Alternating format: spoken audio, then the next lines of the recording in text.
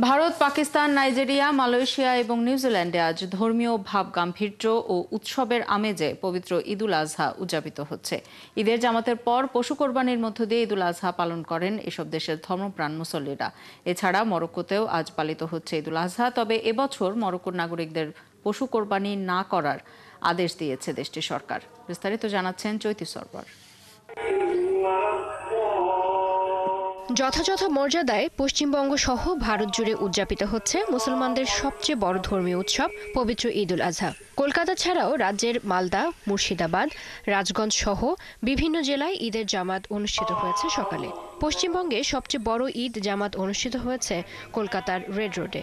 নামাজ শেষে সকলে একে অপরের সাথে ঈদ শুভেচ্ছা বিনিময় করেন।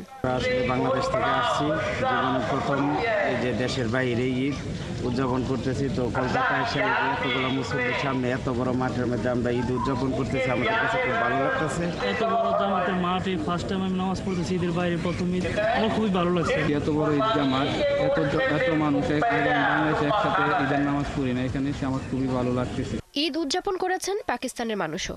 সকালে ঈদের জামাতে অংশ নেন তারা। এ সময় সহিংসতা ত্যাগ করে ভ্রাতৃত্ববোধ ও ঐক্যের ডাক দেন তারা।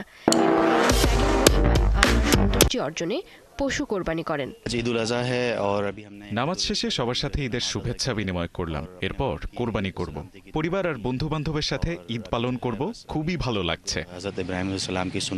এদিকে যথাযথ ধর্মীয় ভাবগাম্ভীর্যের সাথে ঈদ উদযাপিত হচ্ছে মালয়েশিয়াতেও। এছাড়া ঈদুল আজহা উদযাপন করছেন নিউজিল্যান্ড ও নাইজেরিয়ার মুসলিমরাও।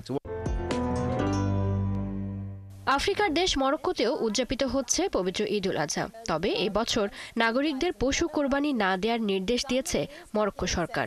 কয়েক বছর ধরে প্রচণ্ড খরার কারণে পশুর সংখ্যা আশঙ্কাজনক হারে কমে গেছে। ফলে যেসব পশু এখনো অবশিষ্ট আছে সেগুলো রক্ষায় এবছর কোরবানি না দেওয়ার আহ্বান জানানো হয়েছে।